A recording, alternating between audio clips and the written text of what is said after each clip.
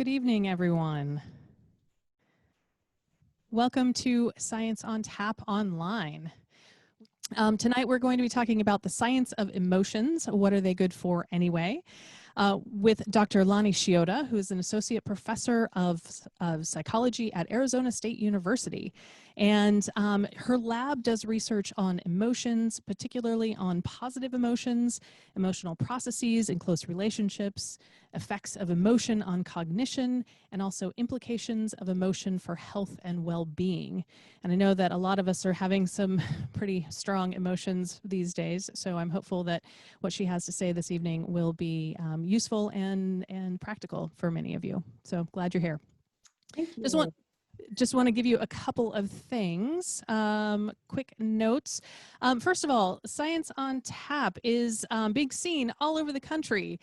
You can see this map from our last week's event on the neuroscience of racism. We had people, all the little red marks all over there are people from all over the country who were joining us, and what is not seen on this is Denmark and Belize also, where there were folks joining us from there. And so what I would like to ask you to do right now is, if you wouldn't mind, in the chat, if you're on Zoom or in the comments on Facebook, if you wouldn't mind putting in your zip code right now. And that way I can map out where people are coming from this evening, because I'd love to know where everyone is joining us from, because clearly from all over the country, which is really exciting. So just a couple other things. Science on Tap, we've been doing these kinds of events in person for 7 years or more. And we've been moving online in the past couple of months, obviously. And you can see on our screen here, we've got a bunch of our previous events that are all available. The recordings are available on YouTube. So if you look for us on Science on Tap ORWA, you can see some of our previous events. And our goal is to make science accessible to adults, because we think that it's really important for adults to know about science and know how it works. So there's lots of different areas of science that we cover, and hopefully you can take a look at some of our previous events and join us for some of our future events that we will be doing. I'll tell you some about those at the end of the event. Also, just a quick note, if you have questions, which I'm sure you will, please put those in the chat. If you're joining us on Zoom, you can put them in the chat or in the Q&A. If you're joining us on Facebook, you can put those in the comments. And we have a couple of people who are monitoring all of those, and they will be sending those questions to me, and I will ask as many of those of our speaker this evening once we get to that point in the show. She's going to speak for about 45-50 minutes, and then we'll have time for Q&A after that. Might go a little bit later than 8 p.m., but not that much longer than that. So just so you know what to expect. Oh, and also the recording of this event should be available online probably by tomorrow afternoon or evening, if you want to share that or take a look again.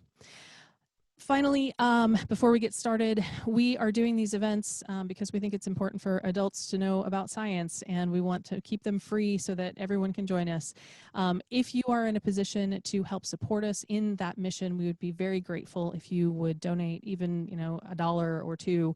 You can do that through our nonprofit partner, which is Make You Think, and you can go to makeyoutthink.org/support. You can also join our Patreon, and we are extremely grateful for any donations. And with that, we'll put that up at the end of the evening as well. With that, I am going to stop sharing my screen and welcome our speaker for this evening, Dr. Lonnie Chioda. Hi. Thanks so much for asking me to join you tonight. I've actually been hearing about Science on Tap for years from friends, including your cruise director, who's a very dear friend. So it's an endeavor that I really appreciate and value, and I'm just delighted to be part of it tonight. I'm going to go ahead and share my screen with you so that you can see the slides that I'll be working with this evening. It's been a time, right?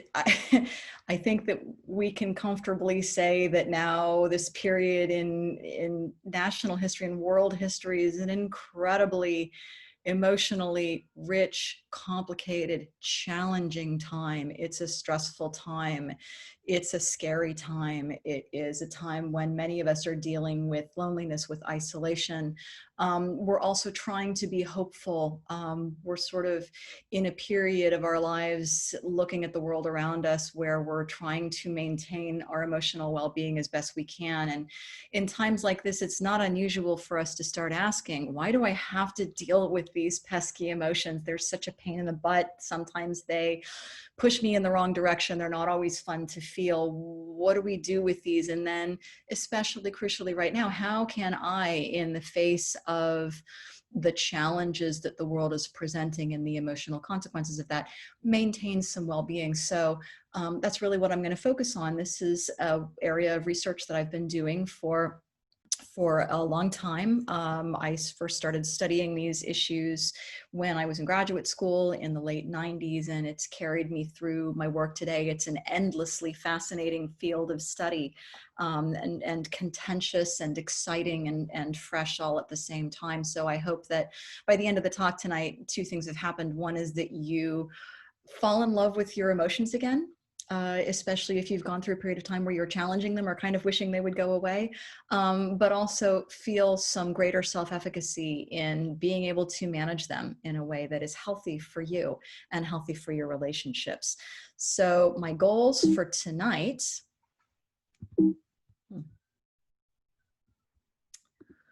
are to talk about the functions that human emotions serve, and begin to identify and talk about and appreciate the deep rationality behind our emotional patterns.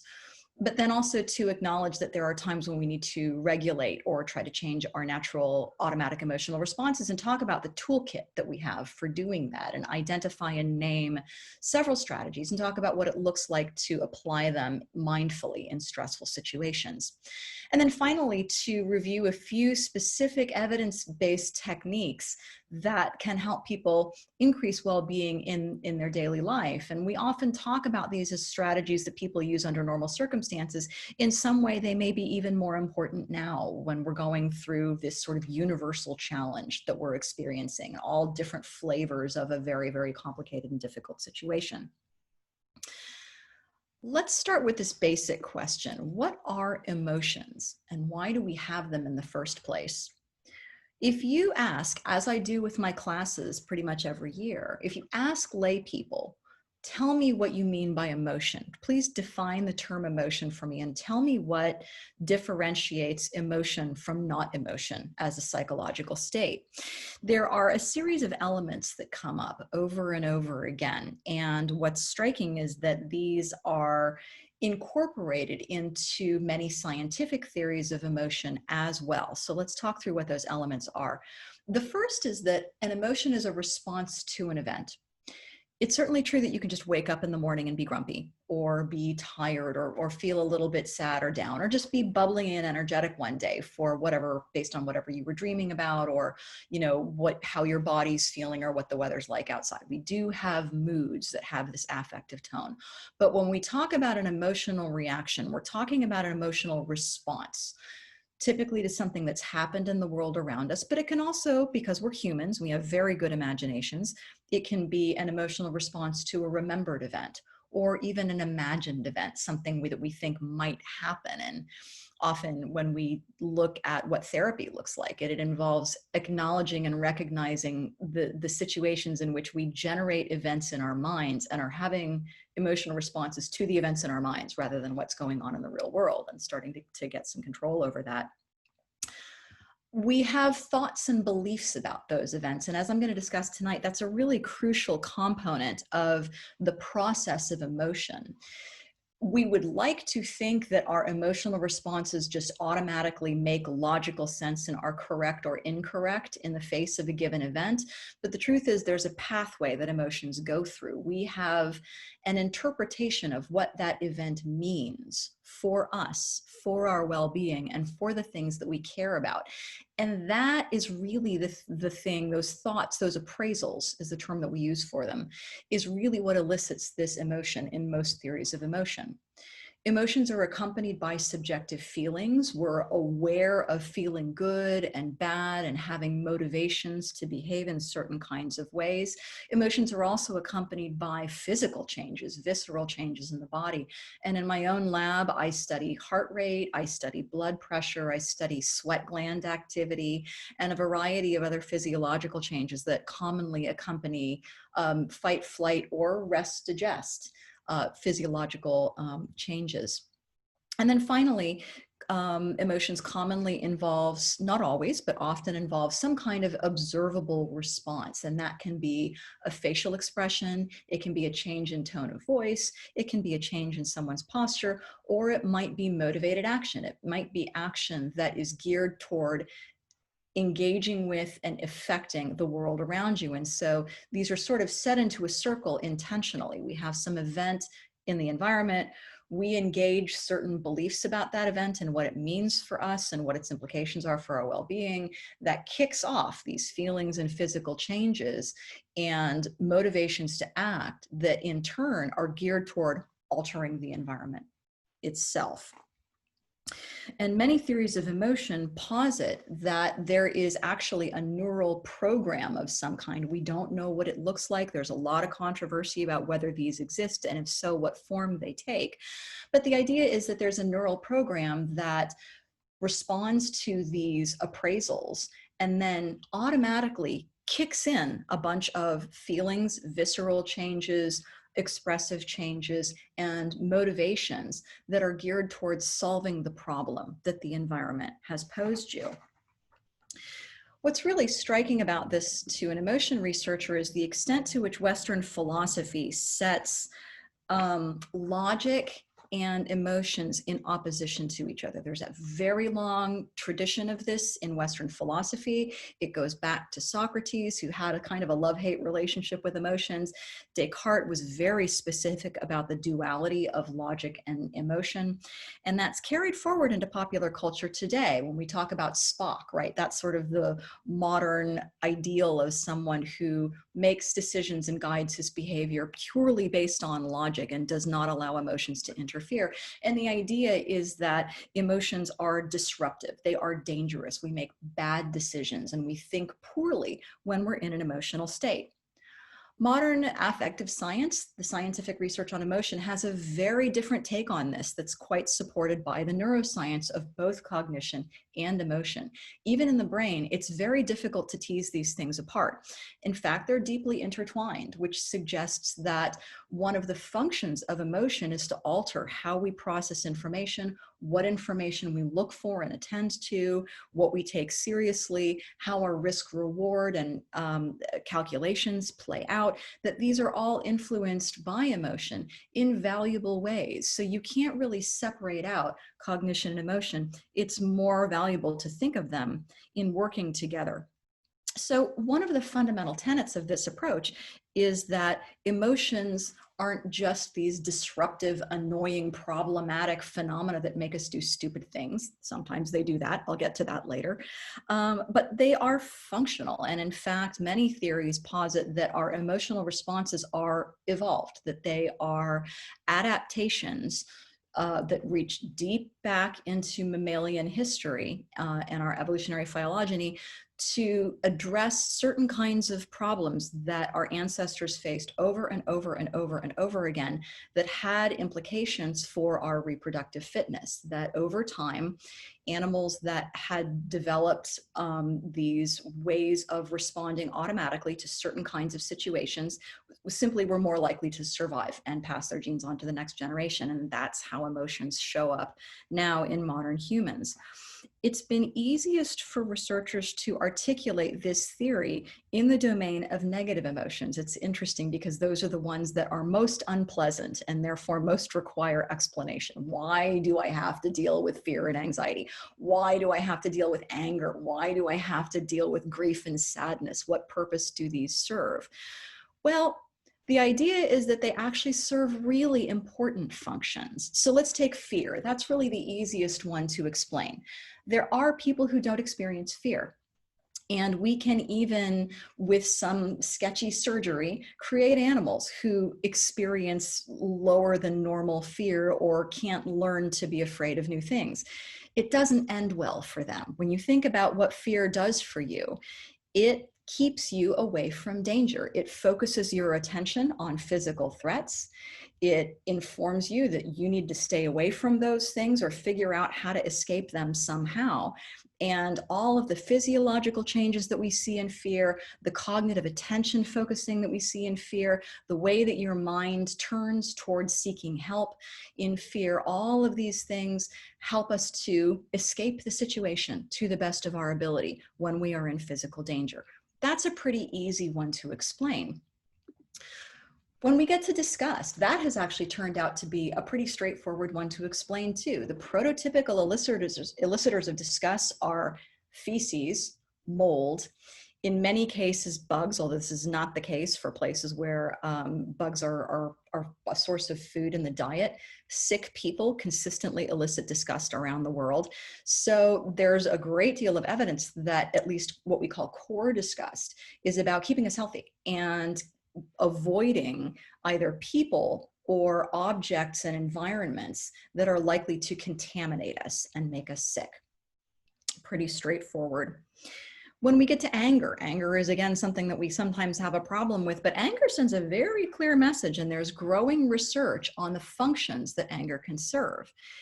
Anger is experienced when we have been disrespected, when our goals have been blocked by another conspecific, in our case, another person. And in humans, when we've been insulted, which is really, again, we've been treated with lower respect than we believe that we deserve. And when we respond with anger, essentially what we're saying is, it's not okay for you to treat me this way. This is not acceptable. In non-human animals, this can mean I have more status than you assume that I have, and status comes with lots of benefits throughout the mammalian kingdom. In humans, it can also be status related. You are not treating me with the level of respect and status that I am entitled to, and I expect to be treated better than that. In intimate relationships, it can also be saying you are not treating me with the care and the respect that I deserve. And as long as those expressions are genuine and they're fair, they actually tend to have good consequences a lot of the time. Primarily for men, the story is not surprisingly more complicated for women. Women often receive backlash when they express anger, even if it's justified. Although expressing clearly justified anger, especially if it's on someone else's behalf, tends to go over better. But it's been referred to as a recalibration emotion, where it's saying, hey, the way that you're acting toward this relationship is not accurate for the relationship. As I see it, you need to value me more than you are valuing me right now. Finally, within the negative emotions, we can talk about sadness, right? And that's an interesting one. What does sadness actually do for us? Well, there's growing evidence that expressions of sadness, there's particularly strong information on crying, but also facial expressions of sadness do one very important thing, which is to elicit other people's help. Again, as long as the expression of distress is perceived as genuine, not faking, and reasonable for the situation at hand, expressions of crying and distress bring other people to your aid and increase other people's motivation to help you, which is really important because the times when we are most likely to experience sadness are when we've had a loss.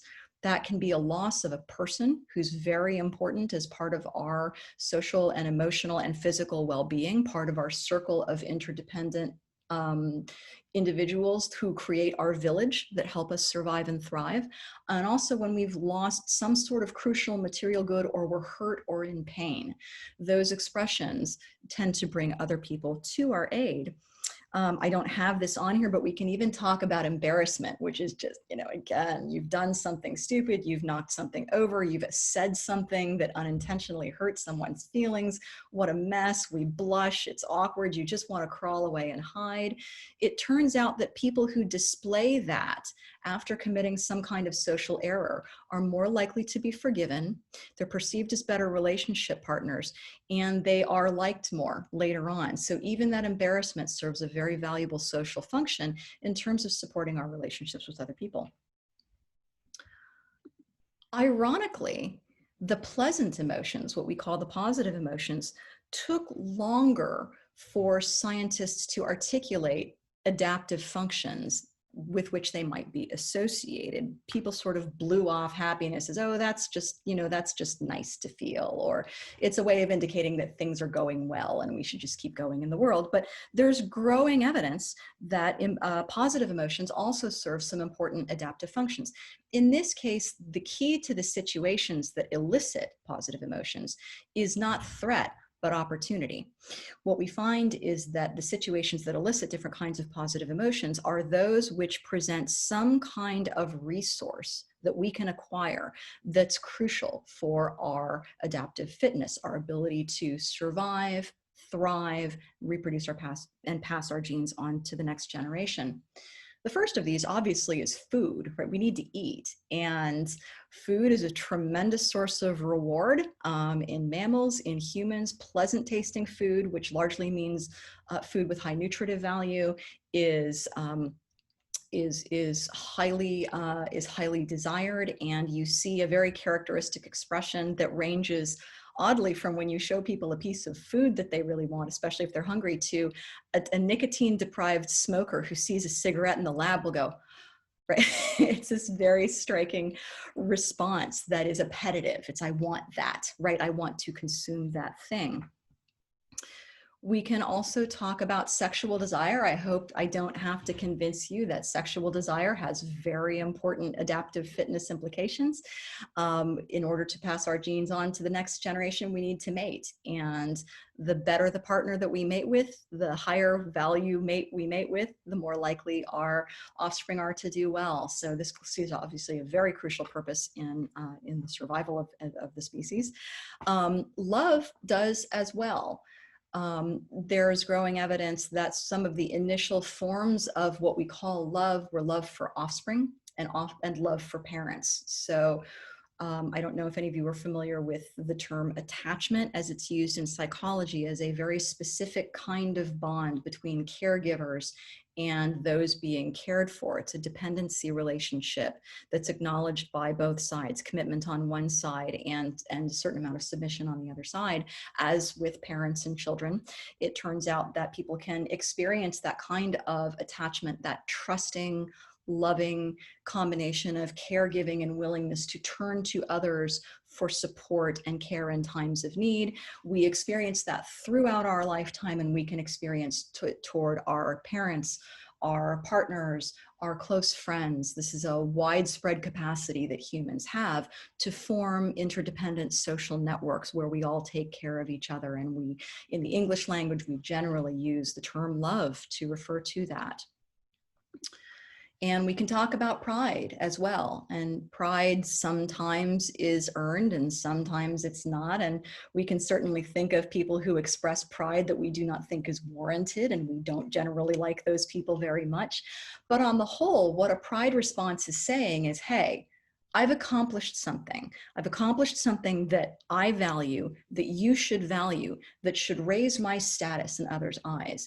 When you look at the nonverbal expression of pride, my friend and colleague Jessica Tracy has done a decade and more of research on this nonverbal expression, which is the head is lifted, the chest is puffed out, the arms are often akimbo, right? So it's the fists are on the hips, or the arms might be raised above the head. That expression is commonly associated by humans with pride. People who display it are inferred to be higher status and worth learning from. It's the same expression that non-human animals, many non-human animals, including primates, particularly primates, will show when they are demonstrating their status or angling for higher status. And many mammals, as well as some birds, when again they're in a status or dominance competition, what they'll do is they'll puff themselves out to appear larger. And this is just a human version of the same thing. Crucial, because higher status, higher dominance buys you better mates, more territory, better access to food, all kinds of resources that lower status individuals in any mammalian community are just trying to scramble for. So each of these is serving a crucial purpose. My point here is that emotions, although they can be frustrating in the modern world, bewildering, especially when we encounter them in other people, actually have a deep logic. And that logic lies in this notion of appraisal that we discussed earlier. I mentioned that objective events do not necessarily elicit emotions. It's our interpretation of what those events mean for us and our well-being and the things that we care about. It's the appraisal of that situation that's really what kicks off the emotion. And a number of researchers have identified the appraisals that are likely to elicit specific emotional responses. So if I feel like I'm in immediate, overwhelming danger, I'm going to feel fear. Whether somebody else thinks I'm in immediate, overwhelming danger, or they think I'm just exaggerating and being neurotic, is not the point. I think I'm in danger, and that's why I'm scared. If I perceive that someone has disrespected me, offended me, or the people that are part of my inner circle, I'm going to feel anger. Again, it's not necessarily about whether I should feel offended or the person who said whatever they said or did what they did was trying to offend me.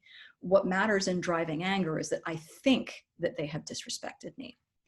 Sadness is a response to irrevocable loss. Something is gone that I care about. I'm not going to get it back. It doesn't matter whether somebody else thinks it was important. It doesn't matter whether I'm wrong and it actually is going to come back. That response is still there to my perception that I have lost something and it is not coming back or may not come back. Disgust as a response to a threat of contamination. We've talked about that. And, you know, we can talk about people who are highly germophobic, who see contamination everywhere, and people who just don't seem to respond to those threats. And it's all about that perception. We can talk about pride, taking credit for a valued achievement. Whether you perceive something that you've done as an achievement depends upon who you are and what you think is important, what other people around you tell you is important. I may think something is very important that I've done and feel proud of it even if other people around me don't. Sometimes we need to get that feedback from the people around us. Hey, that thing that you did, that was actually, you may not realize this, that was really cool. You should feel proud of that. So we're trying to influence other people's appraisals in that situation. We can talk about compassion as a response to awareness of and response to another person who is suffering and needs our help, right? So these are just examples of the logic of emotion. And when we are bewildered by our own emotions, by other people's emotions, one of the most useful things that we can do is stop and say, where is this coming from? What is my appraisal of this situation that's leading to my feeling this way? I know I'm angry, but I'm not quite sure why. I know I'm sad and I'm not quite sure why. The question should be, okay, if I'm angry, who do I think has offended me? And is that actually happening? Maybe I can fact check that with someone. If I'm feeling sad, is there maybe a loss that I'm dealing with that I haven't acknowledged yet that means more to me than I realized? If I'm scared, right? I'm anxious about something. What is it that I think is going to happen? What is it that I'm frightened of? Can I identify that? And then can I either just honor that and say, it doesn't matter whether it's true or not, that's how I'm feeling, or if appropriate, I can fact check it with somebody else. This notion of appraisal actually gives us a lot of power over our own emotions because it allows us to find out what we think about what's going on and intervene in that a little bit. I'm going to come back to that point a little bit later. The crucial thing, and this sort of wraps up the first part of my thoughts to share with you tonight, is that although we live in a culture that often sends explicit or implicit messages that we should ignore our emotions, we should try to stop our emotions, we should pretend that we don't have emotions, we should not inflict our emotions on other people, we get all kinds of messages that emotions are bad. Rather than that, I would encourage us to embrace our emotions, appreciate them, and appreciate the deep logic and wisdom that produces them. Attend to them and be kind with them, while also not allowing them to drive the bus entirely. And that really takes us to our next section. Sure, emotions are ancient solutions to very, very ancient problems. That doesn't mean they're always the right solution for right now. And that's where emotion regulation comes in. And increasingly, I like to talk about an emotion regulation toolkit. There's a lot of advice out there that says these are the good emotion regulation strategies. If you are trying to alter your feelings, you should do X and don't do Y. That actually makes me very nervous, because the truth is that humans have a wide range of tools at their disposal for altering their emotions. And what's right for a given situation may vary. It might vary from situation to situation. It might vary from person to person. And part of wisdom is knowing what tool to use for what kind of job. And I'm going to talk a little bit about that now. Why do we need to regulate our emotions at all? If emotions are so useful and they serve these problem-solving functions, why do we need to regulate them? Well, it's helpful in this case to talk about something in evolutionary psychology and evolutionary theory, generally speaking, including evolutionary biology, the notion of mismatch. So I have described emotions as psychological and physical responses that evolved not just in humans, but in very, very ancient ancestors, right? Reaching back to mammals and sometimes even before, depending upon which emotion we're talking about. I think we can readily talk about something that looks kind of like fear in many animals. But fear actually provides a great example of an evolutionary mismatch. Right? When I described fear, what I said is that fear is this innate response to the perception of physical danger. Now, millions and millions of years ago, when we were talking about proto-mammals, danger meant predator. Danger meant there's a predator that you detected nearby. It probably sees you. Now this is about fighting for your life. And what we see in that particular kind of fear is first a freezing response while you kind of wait, figure out if it's noticed you yet, because if it hasn't noticed you, the last thing you want to do is move.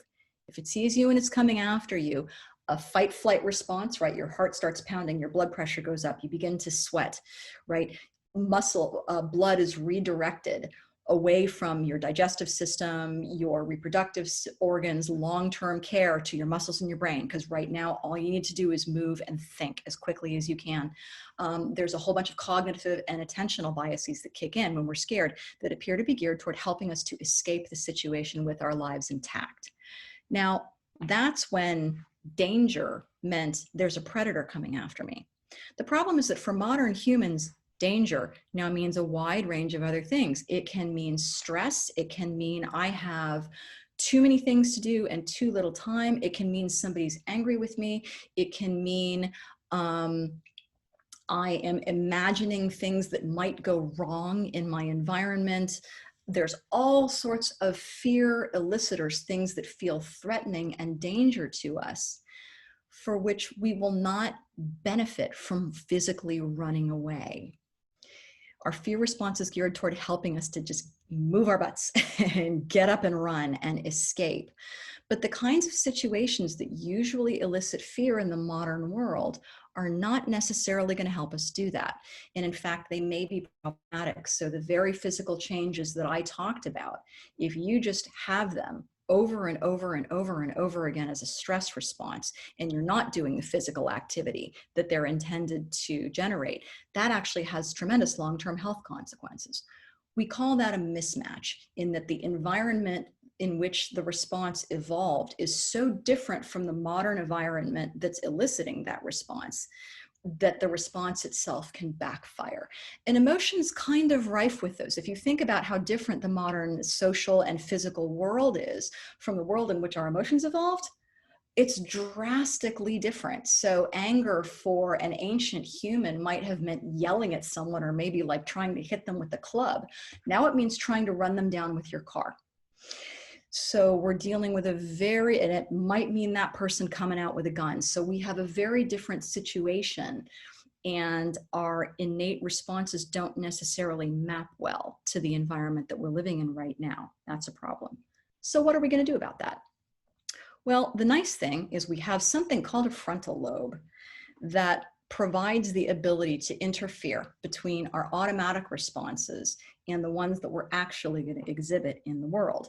In general, the concept of self-regulation is referred to as a series of processes. Sometimes they're called executive control processes as well, but self-regulatory processes are generally those which allow us to stop doing whatever is automatic and think carefully about what an alternative might look like. So it allows us to sort of take control rather than moving in autopilot through our world.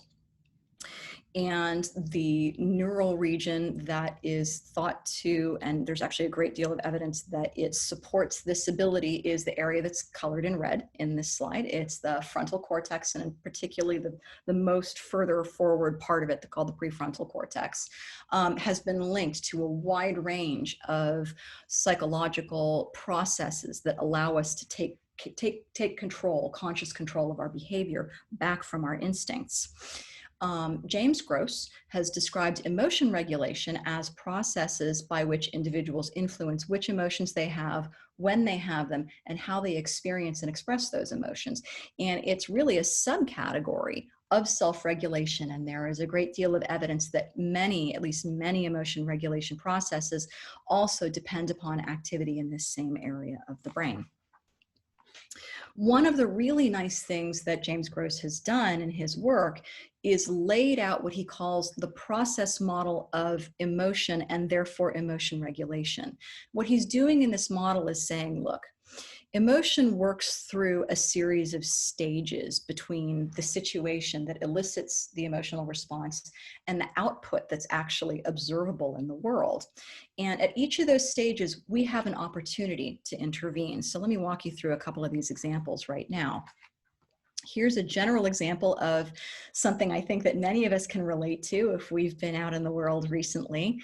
So imagine that you're walking through a big public park, and although hopefully everyone listening today knows we should be wearing masks, we should be wearing masks to protect us, to protect other people.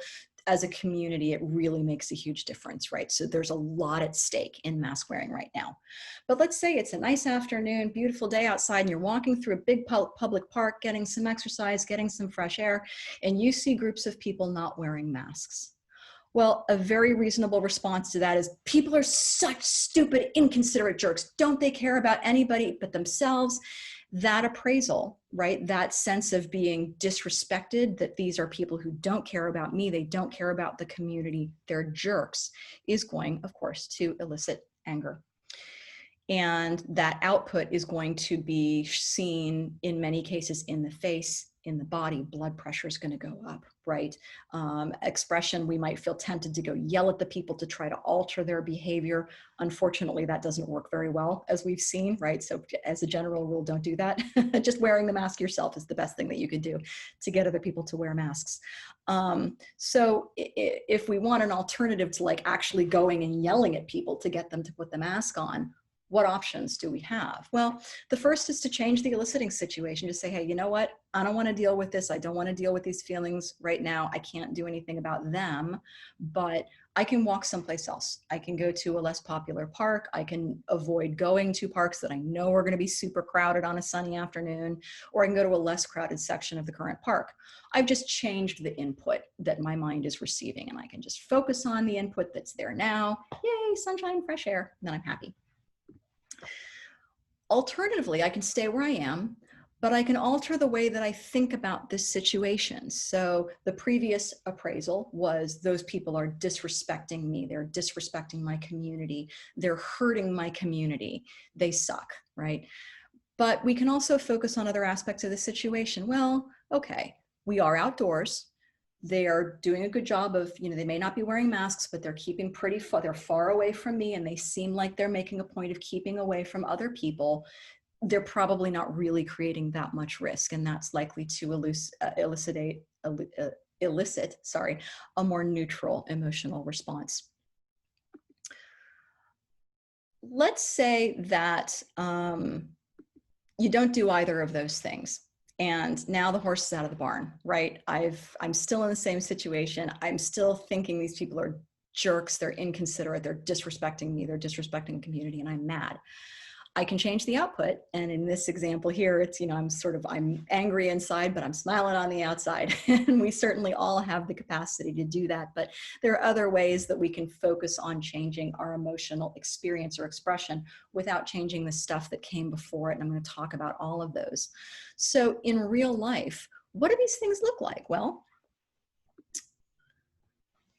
we have a series of choices, and this is the lovely implication of the process model of emotion regulation, that when we are faced with a potentially distressing situation, there are actually a number of things that we can do about it, and we can decide which one is best, sometimes even before we enter a situation, how we're going to handle it and what the best approach is. So the first is choose situations wisely.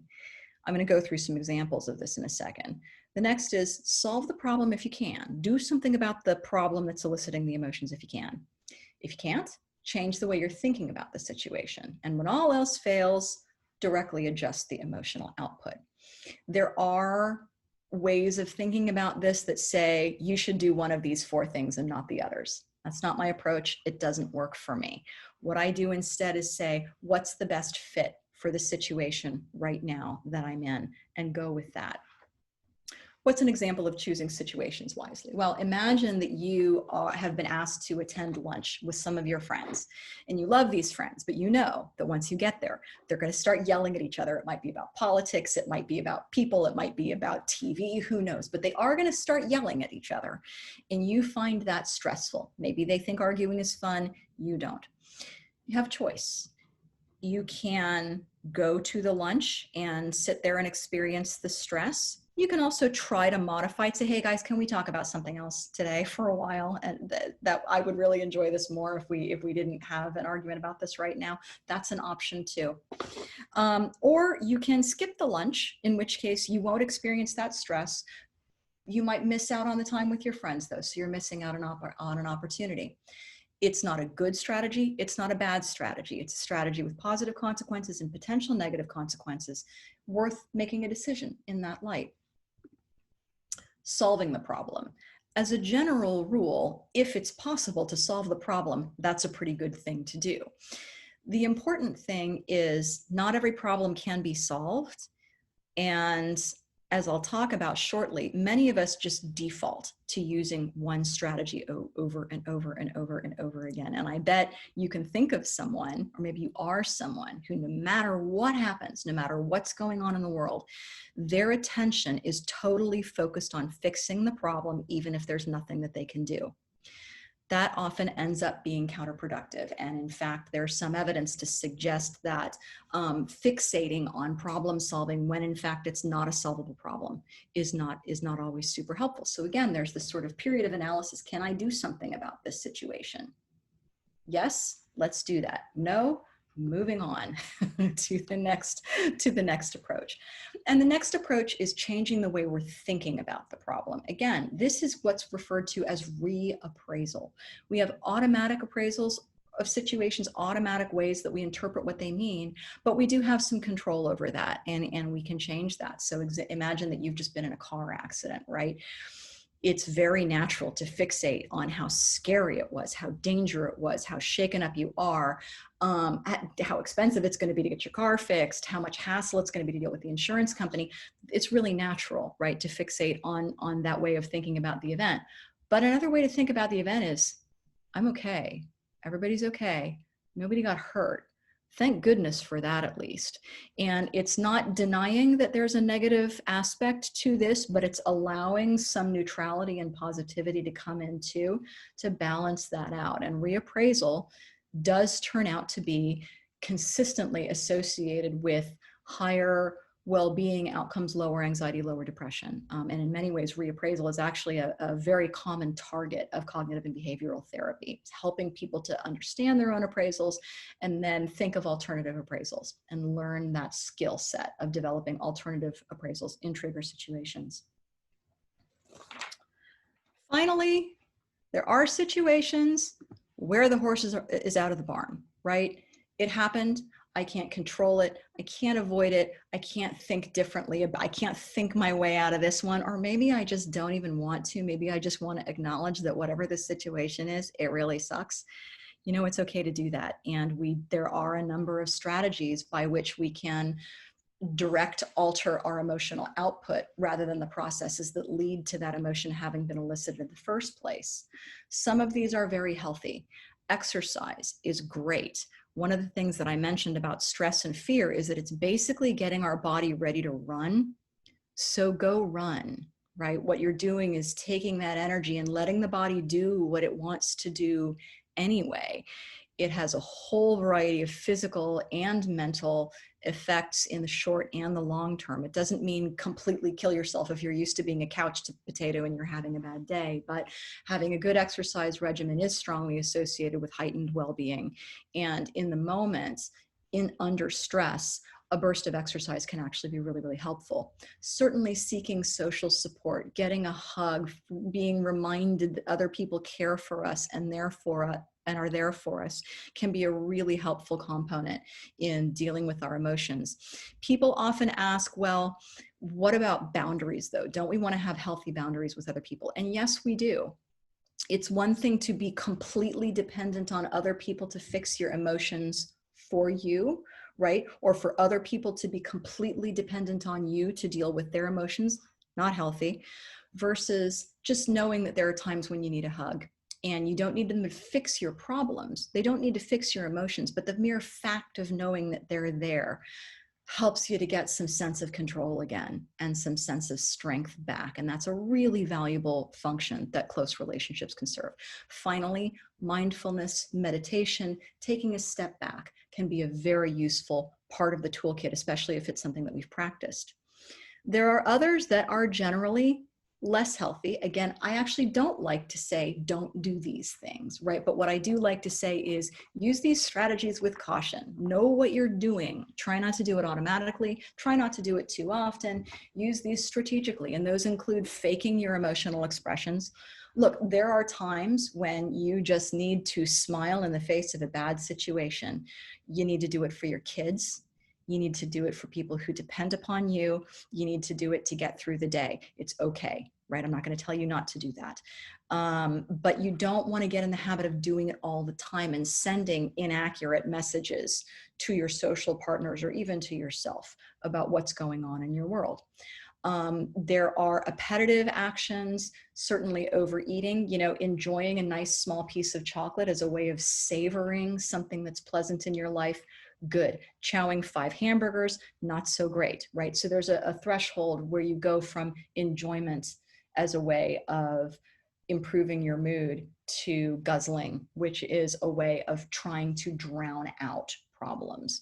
The first, cool. The second, to be avoided. Same thing goes for drugs and alcohol, right? I will confess that I occasionally have a glass of wine on a really, really bad day. I also have rules about how many glasses of wine I can do. And frequently I ask myself, if I really want a glass of wine, are you doing this because you're upset? Is that the only reason why you want this? If so, if it's not about enjoying the wine, it's about shutting up the thoughts in your brain that are making you unhappy right now, let's at least try something else first and see if that works. So it's just about being mindful and cautious about how we use all of these strategies. And the main thing that I like to encourage is not using any one strategy to the exclusion of the others or talking about one is better or worse than the others, but thinking about this as a toolkit that we have, that we can expand and that allows us to select the appropriate tool for every job when we can. And I like to use this one. So I hope this situation in the cartoon seems completely absurd to you. It does to me, but I chose it because it actually reflects a tendency that I have. So this is a technique called positive reappraisal. It's a tendency to say, okay, this is bad, but at least this. Oh, but this is good. Oh, but here's the silver lining on that one. And I actually have grown up doing that to the extent where I do it automatically. My husband teases me about it all the time.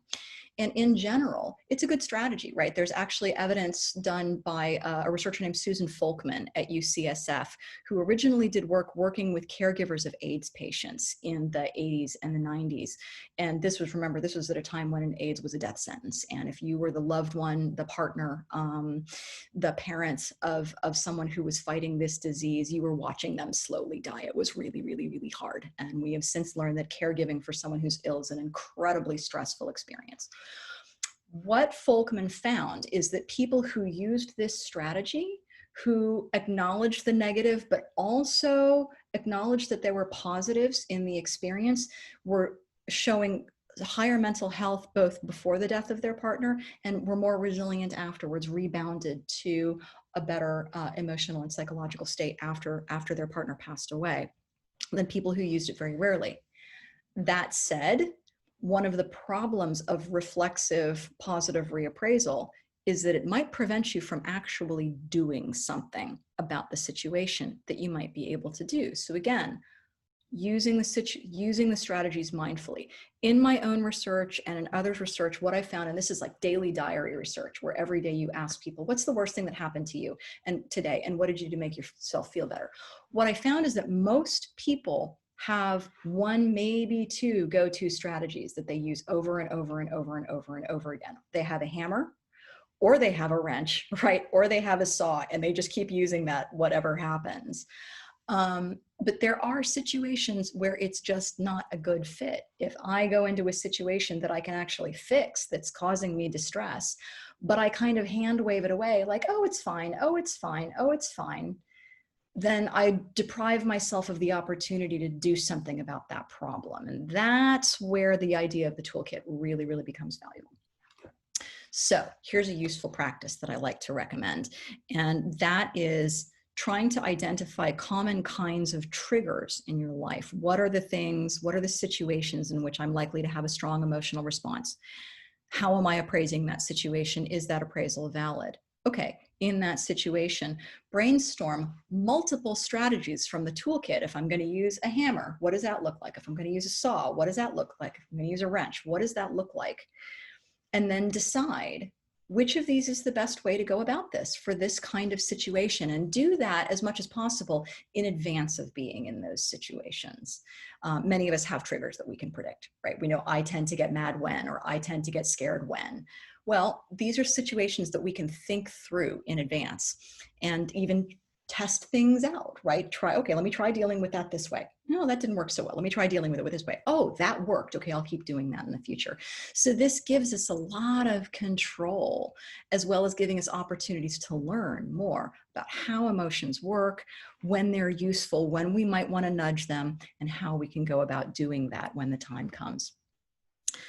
So I've got a few minutes left before we have some time for questions and answers, which I'm looking forward to and delighted to take. This is sort of, I was in another talk a couple of years ago, asked to describe my recommendations. Like, somebody wants to live a happy life, what do you recommend for them? So this is a toolkit that I've developed that I find works for me. What I will say is that it's evidence-based in the sense that each of the recommendations that I'm about to give does have science behind it. And I'm happy to provide some links later on to where you can see some of that evidence in action.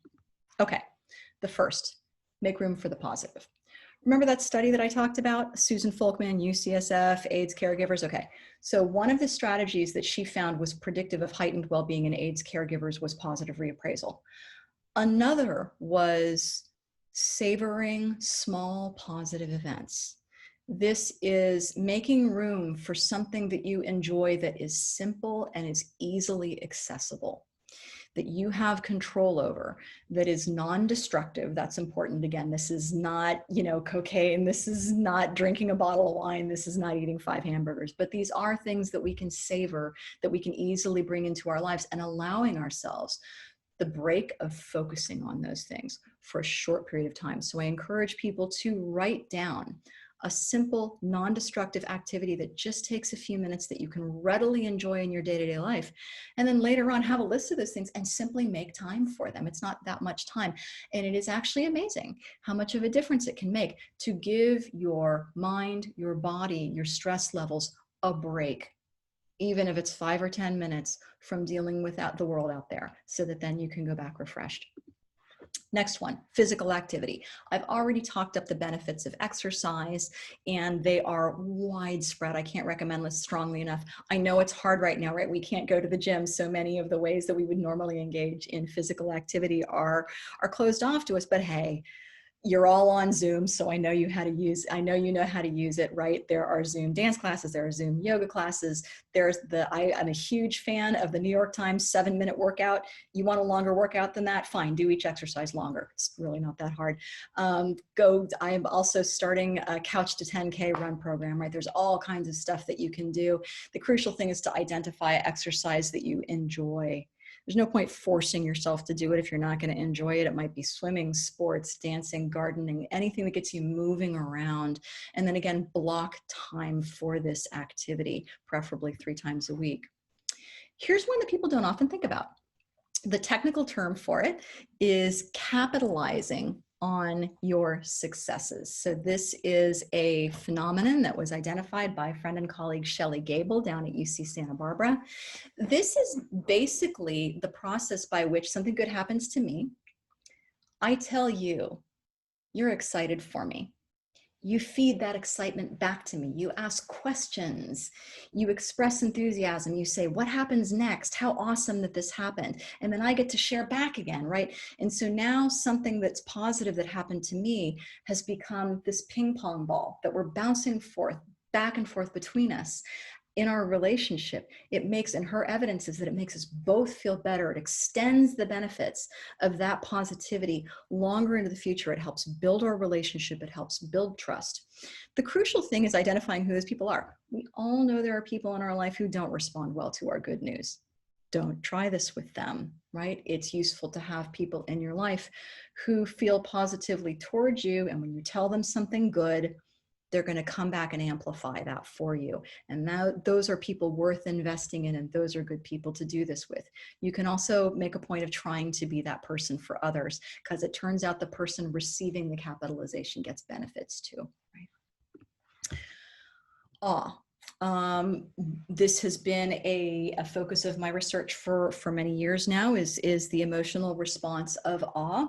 We often think of awe as something that you experience when you go to the Grand Canyon, or when you're at the top of the Empire State Building, or when you travel around the world, or in other kinds of really dramatic once-in-a-lifetime situations.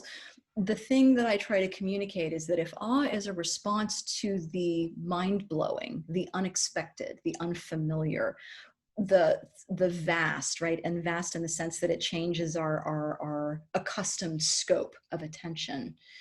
We actually have more opportunities to experience awe in our daily life, in the environment around us, than we often realize. It's just a matter of attending to smaller things, or attending to bigger things. I don't know about you guys, but I've been sitting in pretty much the same spot on the couch for the last 4 months, looking at my laptop the great majority of the time. And I'm trying to push myself to simply go outside and look at the skyline more often, because I'm so used to focusing on small. Focusing on big helps to elicit this response. Sometimes looking at something that's really small that I don't usually look at can be really rewarding. Early on in this process, sometime in March, early April, my husband got a hummingbird feeder, and now I can just be entranced by these little birds and their behavior and all of these tricks that they use and complicated relationships that they have I didn't know anything about. And so that's been this kind of little daily opportunity for awe, but I have to choose to look at it. And again, it can be helpful to identify in advance and have a list of yourself. These are ways I know I can trigger this emotional response. Let me keep a list and make a point of exposing myself, whether it's something in the natural world, whether it's something that we are excited to learn, whether it's the arts that we can get through YouTube, right, or online. They're all out there in fair game. Finally, there is a strong role that meaning plays in our sense of well-being, the sense that we are not in a life of chaos, that we are in a world and a life where our relationships matter, our behavior matters, our experiences matter. And it turns out that one of the ways that we can identify meaning effectively is through gratitude. So a number of researchers have done interventions where they ask people to keep gratitude diaries, and found that at the end of it, sounds kind of cheesy, I know, but at the end of it, they report significantly higher well-being and lower psychological distress symptoms. So again, this is very much about appraisal and attention.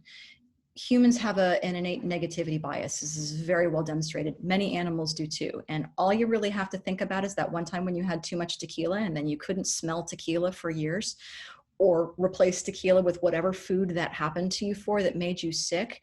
That's a physiological example of a negativity bias, but we have an emotional version of it as well, where we attend to negative emotions and negative experiences much more strongly than we do to positive ones.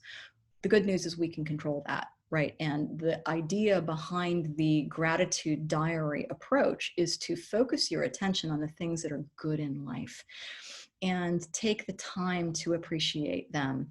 Really does make a difference. It's not about being Pollyannic. It's not about pretending everything's okay. It's just saying that there are good things that balance out the bad as well. So what would my take-home messages be from tonight's talk? The first is that emotions are valuable. They are adaptive. They are part of our evolutionary heritage. They help us solve problems much of the time, though not always. They're worth honoring and embracing. At the same time, it is useful to be able to manage our emotions. And it's best to think of this as a set of skills that we can practice and develop rather as something that we either can or can't do.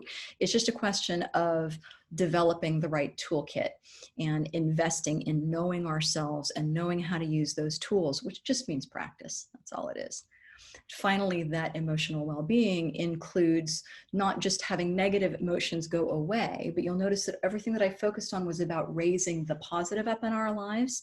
That includes joy, gratitude, awe, and creating a sense of meaning. And the nice thing is these are things over which we have control. We can create these experiences that bring us these benefits. So I hope that's been helpful. I'm going to go ahead and wrap up there. And I think that we've left 15 minutes or so for some Q&A, and I'm excited to answer any questions. Great, thank you. It was fascinating. I've been taking notes, and yeah.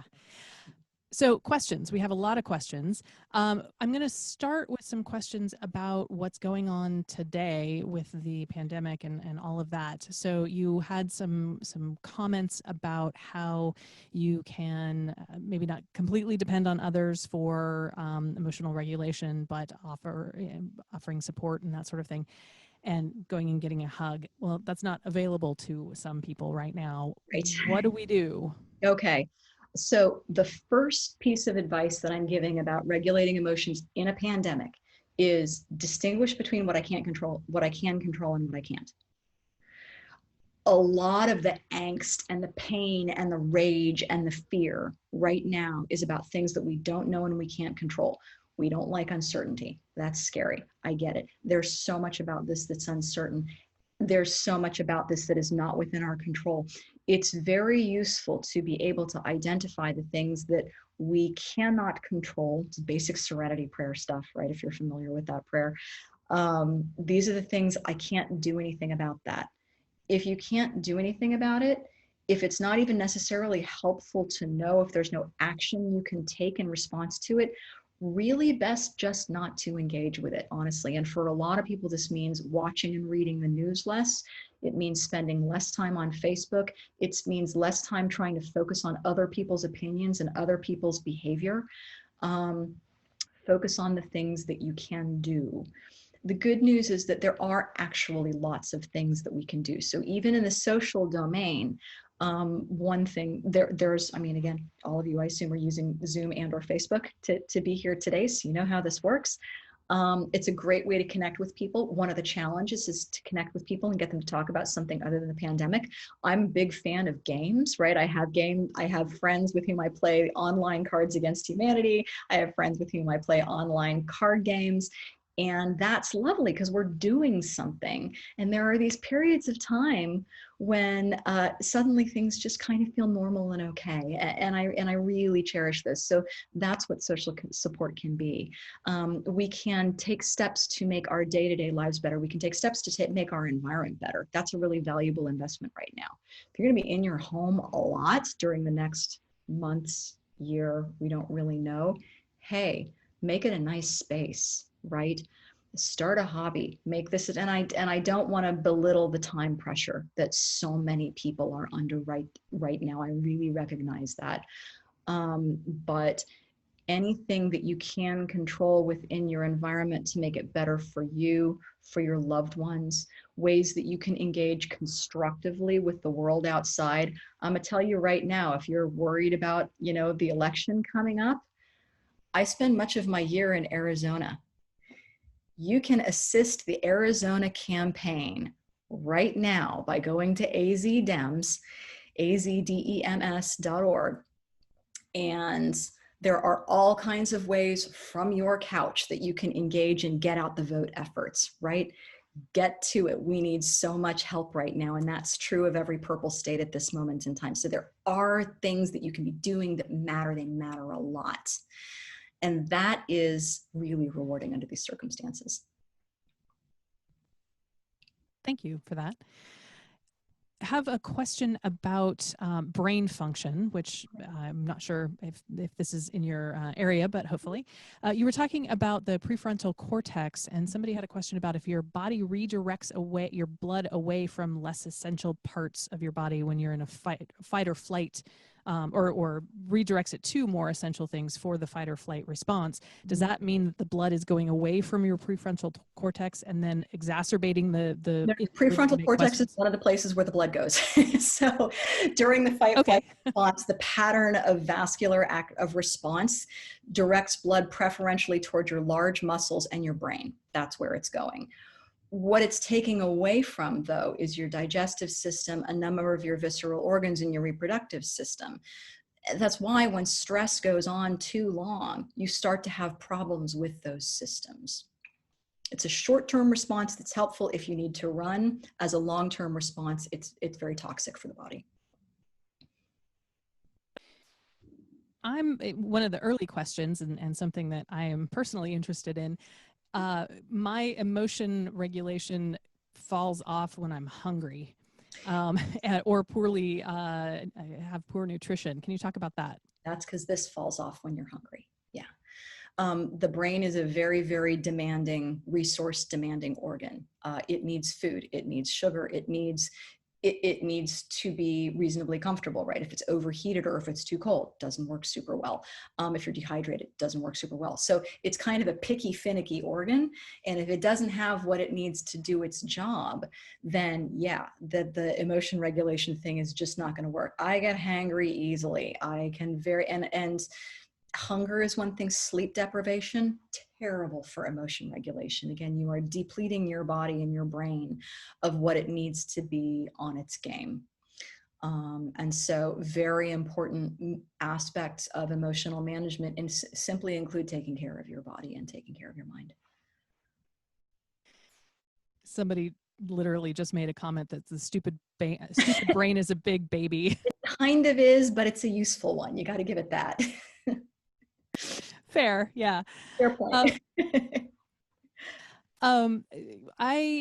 This is a personally related question, but somebody also asked about the correlation or the relationship between the emotion regulation that you're talking about and clinical depression.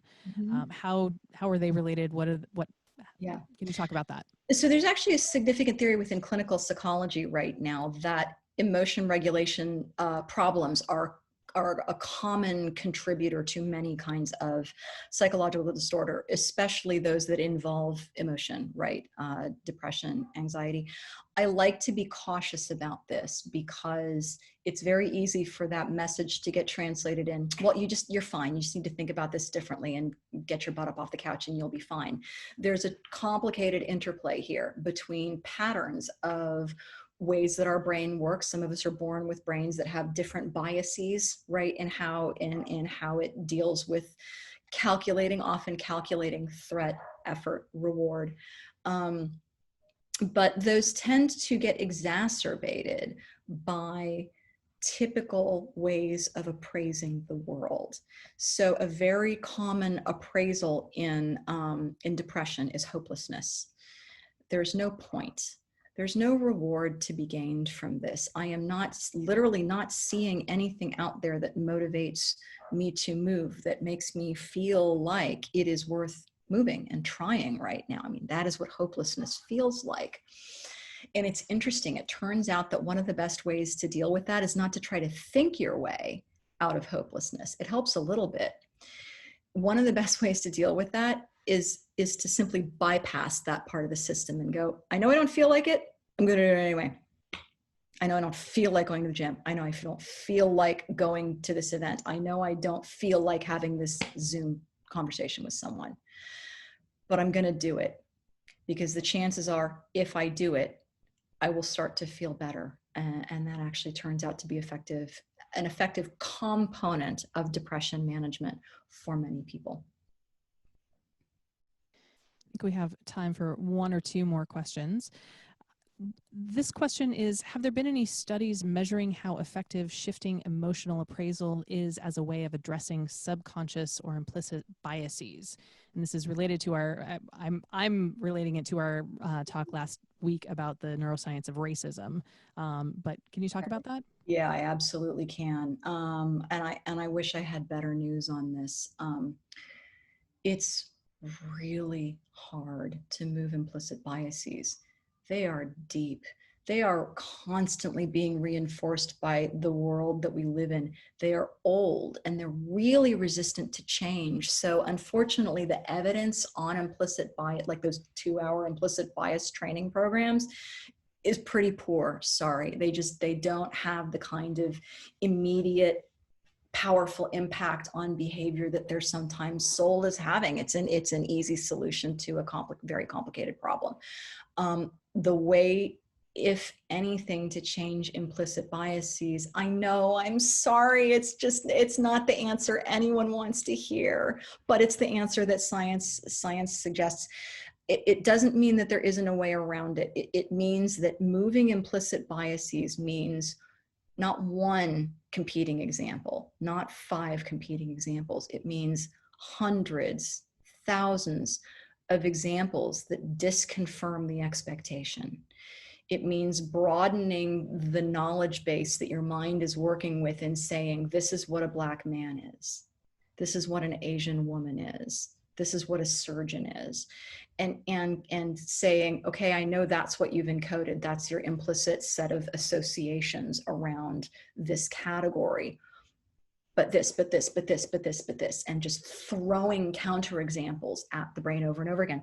One of the things that I've heard a lot from friends of color in that community that they're concerned about is the lists that are going around of like movies and books and stuff that are basically all about horrors of the Black experience. And there are a lot of people who are like, whoa, whoa, whoa, whoa, yes, people need to know about that. But in some ways it ends up being really kind of limiting the understanding of what the Black people are to just another very, very narrow band of the human experience. How about exposing to a larger band and just here's what Black humans do, how they love, how they joy, how they, and you can say that for any group too. That in the long run, greater exposure to a wider range of what this kind of person can be and do and look like and think, that is the thing that ultimately has a shot at moving implicit biases around. Great. And well, sort of great. One more question. Is there any kind of evidence, you talked about evolutionary history of humans and other mammals and non-human primates. Is there any kind of evidence that our modern world is changing human development and evolution now?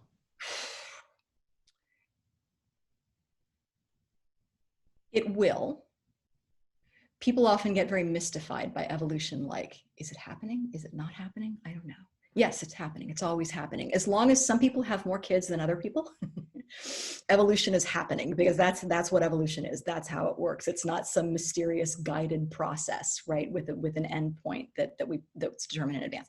I'm sure most of you already know that, but it's startling how easy it is to slip back right into that way of thinking. So yes, evolution is happening, and it's happening in the context of the modern environment. I will say that evolution as a general rule tends to be very slow, and it's dependent upon the relative rate at which some characteristic nudges you toward more kids or less kids, who then go on to have their own kids, right?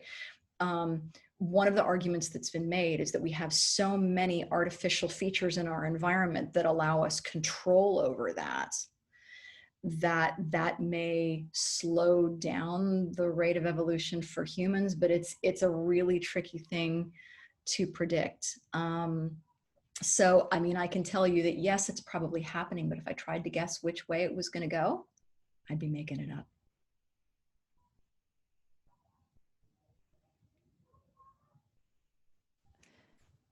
Well, with that, I think we will say thank you to Dr. Lonnie Shioda for this fascinating presentation. Thank you for being here. Absolutely. And I am going to share my screen again and show you just a few more things to wrap up this evening. Oops. Next week, we have a very special talk. I'm very excited to have Dr. Jen Gunter, who is an OBGYN from Canada. She's an author. She is a women's activist, and she's going to be talking about her book, The Vagina Bible, which I have right here with me. It's hilarious and wonderful, and I encourage you to come learn about the science of parts that half of the human population have that is sometimes mystifying to even those of us who have it or have one.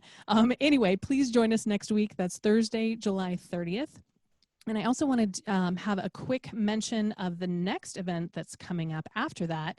We are on Saturday, this is a Saturday event, August 8th. We are redoing our very popular Crow event on As the Crow Flies, Corvid Behavior, Play, and Funerals with Dr. Kaylee Swift. We were supposed to do this in person. Obviously, that's not going to happen. So we are doing it on Saturday night. It's a Zoom-only event. It won't be published to Facebook, not live anyway. And we are charging $10 for this ticket, but there's a whole FAQ on the site, on our website, if you're interested in why. And feel free to let me know if you have any questions. But we hope you'll join us for that, because it's a really fun event, and Kaylee's wonderful. So, and quick thank you to our Patreon supporters. So many of you are so wonderful. Yeah, I'm very grateful to all of you for helping us with this, make these events available to people. And those of you who are our Patreon supporters will have access to the video of Dr. Kaylee Swift's presentation on the Crow talk as part of your Patreon support. So that's just an extra little perk there. And then speaking of support, if you are able, we would be super grateful, even if $1 or $2 donation through our nonprofit partner, Make You Think, makeyouthink.org/support. It makes a huge difference and helps us keep going. So thank you all so much for coming this evening. We'll be sending out a survey in the next day or so, and I'd love to get your feedback on tonight's event. So thank you all for coming, and have a wonderful evening.